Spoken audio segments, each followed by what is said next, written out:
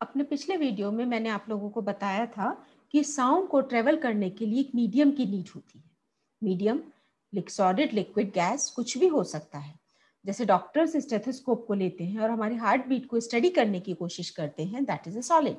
इसी तरीके से लिक्विड में अगर हम वाटर सरफेस के ऊपर अपना कान लगाते हैं, या डॉल्फिन्स का मैंने एग्जाम्पल दिया था कि डॉल्फिन्स अपने वाटर के अंदर अपनी बात को एक दूसरे को साउंड के माध्यम, वाइब्रेशंस के थ्रू, यानी कि साउंड के थ्रू पास ऑन करती हैं। या अगर हम वाटर सरफेस के ऊपर कान लगाते हैं तो हमें वाटर बॉडीज की साउंड क्लियरली सुनाई दे जाती है।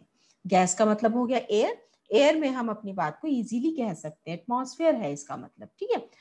इसी तरीके से अगर हम साउंड को वैक्यूम में सुनने की कोशिश करें तो हमें सुनाई नहीं देगी। वैक्यूम क्या है? वैक्यूम एक ऐसी स्पेस है जहां पर कोई भी मैटर एग्जिस्ट नहीं करता। जैसे हमारा अर्थ के ऊपर का आउटर सरफेस एरिया, जहां पर प्लैनेट, स्टार्स वगैरह सेलेस्टियल बॉडीज प्रेजेंट है, वहां पर जितने भी एक्सप्लोजन्स होते हैं या जो कुछ भी वहां पर होता है वो सब हमें कुछ भी सुनाई नहीं देता है, ठीक है। इसको हम एक छोटे से एक्सपेरिमेंट के थ्रू प्रूव कर सकते हैं। हमने एक इलेक्ट्रिक बेल जार लिया। इलेक्ट्रिक बेल जार हमने इसको इसलिए कहा क्योंकि जो ये जार है इसकी शेप बिल्कुल बेल की तरह होती है। इसके अंदर हमने एक इलेक्ट्रिक बेल को फिट कर दिया with the help of the cork, एक बैटरी से अटैच किया। एयर इस बेल जार के अंदर प्रेजेंट है। हमने एक वैक्यूम पंप लिया और बैटरी को हमने बेल जार से, हमने इलेक्ट्रिक बेल से हमने कनेक्ट किया with the help of the key, जिससे कि हम switch on and switch off कर सकते हैं इलेक्ट्रिक बेल को, ठीक है। अब हम क्या करेंगे कि सबसे पहले हमने करंट पास किया with the help of the battery to the electric bell, switch on किया। स्विच ऑन किया करने के बाद में, क्योंकि एयर प्रेजेंट है इस बेल जार के अंदर, तो हमें साउंड बहुत तेज आवाज में सुनाई देगी, फुल इंटेंसिटी के साथ में सुनाई देगी। लेकिन जैसे जैसे हम वैक्यूम पंप के थ्रू एयर को बाहर निकालते हैं बेल जार के अंदर से, तो साउंड इलेक्ट्रिक बेल की फीबल होती चली जाएगी, फेंट होती चली जाएगी। यहाँ पर एक बात नोट करने वाली है कि हम कंप्लीट 100% वैक्यूम क्रिएट नहीं कर सकते हैं, ठीक है। तो एयर इस बेल जार के अंदर रहेगी, बहुत हल्की एयर होगी।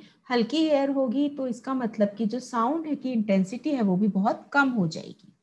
तो हम यहाँ पर ये कह सकते हैं कि अमाउंट ऑफ एयर जितना कम होता चला जाएगा, इंटेंसिटी ऑफ साउंड भी उतनी ही कम होती चली जाएगी, साउंड फेंटर होती चली जाएगी। एक और एक्सपेरिमेंट हम कर सकते हैं। हम इस इलेक्ट्रिक बेल की जगह हम एक अलार्म क्लॉक रख सकते हैं। अलार्म क्लॉक में हमें किसी इलेक्ट्रिकल बैटरी की या की जरूरत नहीं है। सेम वे हम एयर टाइट कर देंगे। एयर टाइट करने का मतलब है कि एयर प्रेजेंट है इसके अंदर, एक हमने वैक्यूम पंप ऑलरेडी लगाया हुआ है। अब हम अलार्म क्लॉक को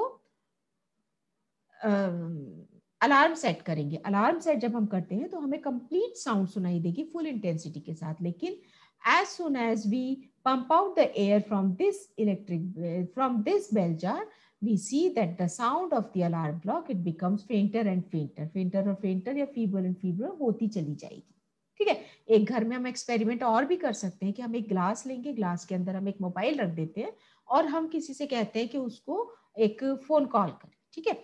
जब हम ओपन ग्लास है तो उस केस में क्या होता है, हमें साउंड मोबाइल की बहुत क्लियर सुनाई देती है। लेकिन अगर हम उसी मोबाइल के ऊपर एक अपना हाथ से उसको बंद कर दें तो वही साउंड मोबाइल की हमें बहुत फेंट सुनाई देगी, ठीक है।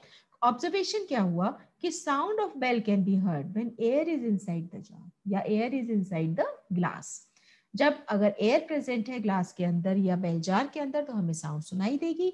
जैसे जैसे एयर बाहर आएगी हमें साउंड सुनाई कम देने लगेगी, फेंटर साउंड हमें सुनाई देगी।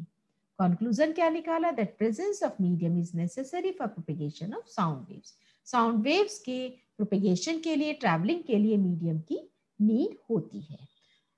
एक्सपेरिमेंट में सिंपल सा एक्सपेरिमेंट है, घर में आप लोग बहुत इजीली कर सकते हो।